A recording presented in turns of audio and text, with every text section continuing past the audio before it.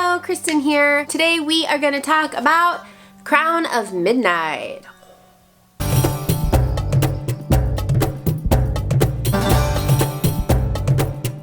This is the second full-length novel in the Throne of Glass series. If you don't already know, I am working my way through this series throughout this summer. I will leave links in the description section for my review of Book 1, Throne of Glass, and for the novella set, The Assassin's Blade. Today we're going to do something a little bit different though. As I work my way into this series, I find myself wanting to talk about some of the spoilers. I want to discuss this book with those of you that have read it. So what we're going to do is I am going to start this video with a totally spoiler-free review, just like always. You can watch the first half of this video and not be spoilered. I will give you a big heads up when we get into a very spoilery part of the video where we discuss all of the things that go down in this book. So let's start out by getting into my spoiler-free, totally safe review of Crown of Midnight. Right off the bat, I'm just gonna go ahead and tell you that this is a freaking 5-star book. Any problems that I had with the first book of this series were totally taken care of with the second book. The main character, Selena,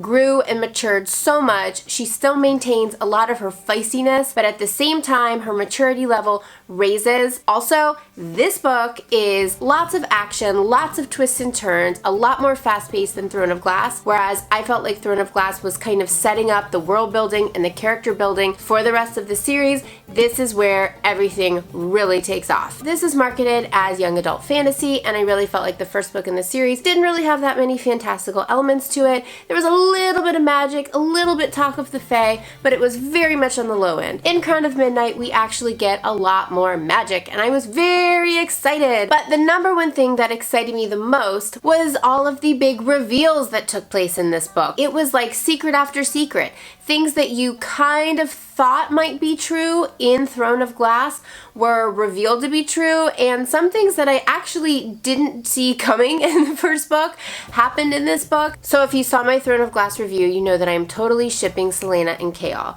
And this book is very heavy on Selena and Chaol's kind of relationship and where that's going and if they're gonna have one. There were a lot of really fantastic and romantic scenes between Selena and Chaol. Of course, they were immediately followed by a lot of heartbreaking scenes between Selena and Chaol. Also, Selena's relationship with Dorian has not completely gone away, so seeing them interact was really interesting, and they have a very complicated and beautiful and heartbreaking relationship as well. Honestly, this gave me a wide range of emotions, and about halfway through the book, something really sad and terrible happens that I was not expecting, and I was actually listening to the audio when this particular event took place. If you've read the book, you know what I'm talking about. We'll talk about it more in the spoilery section at the end of the video. I had to sit down on the floor of my bathroom for a minute, and then I went back and reread that chapter in print so I could kind of take it in both ways. That's how much this particular event affected me.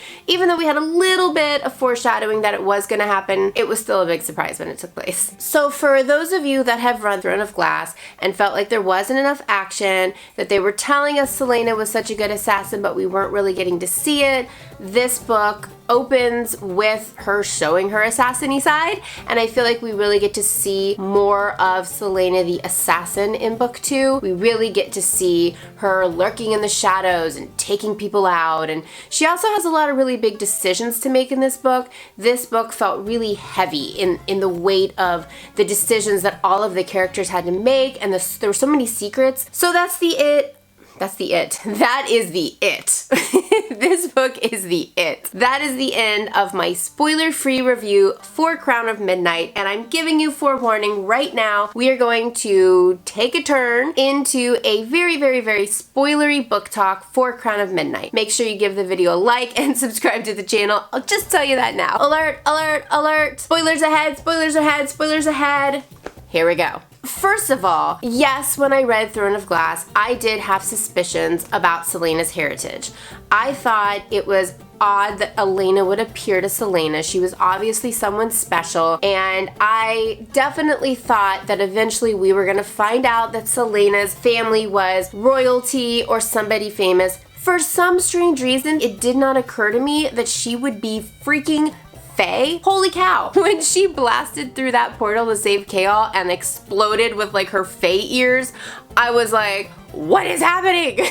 When they were referring to Aelin Galathynius a lot in this book, I was like, oh, I wonder if Celaena is Aelin. It threw me off because Archer's group had said that they were like having talks with Aelin, and I was like, well, they're not having talks with Celaena, so she must not be Aelin. This book totally threw me for a loop. She is Aelin Galathynius. She is part Fae. She is the real queen of Terrasen, and that actually means that for Throne of Glass and for the majority of Crown of Midnight, Celaena was actually an unreliable narrator. Also, Dorian and his magic, that came out of left field for me. The first time he made that wall crumble, I was like, this is an interesting side plot. And when Nehemia was having the conversation with Elena about how it had to be one of them and he wasn't ready, and she's obviously referring to Dorian, I was like, wow, this is so much more than a love triangle. People who hate love triangles really still need to read this series because it's not just a love triangle. The relationship between Dorian and Celaena is so much more complicated than that. And speaking of Nehemia, when she died, I was like, what? I was floored. Like, I was physically floored. I sat on the floor in my bathroom and had to process that. I knew when she was having the conversation with Elena that it was coming, but I was really hoping maybe Nehemia was going to come back. Sad. Believe it or not, that was not the saddest thing for me. As somebody who is a big fan of Celaena and Chaol, I was so happy that this book had them together, and I so knew it wasn't gonna last.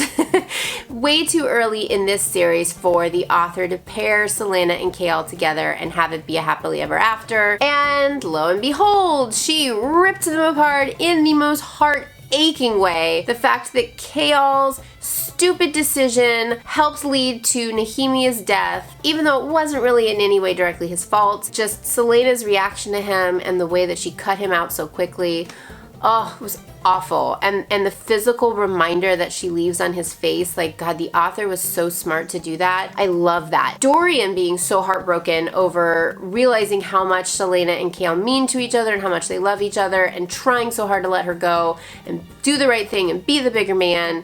Like, his character grew a lot too in this book. So that's it. That is the end of my super spoilery book talk for Crown of Midnight. Absolutely love this book. Cannot wait to see where the rest of this series takes me. Thanks for watching. Bye!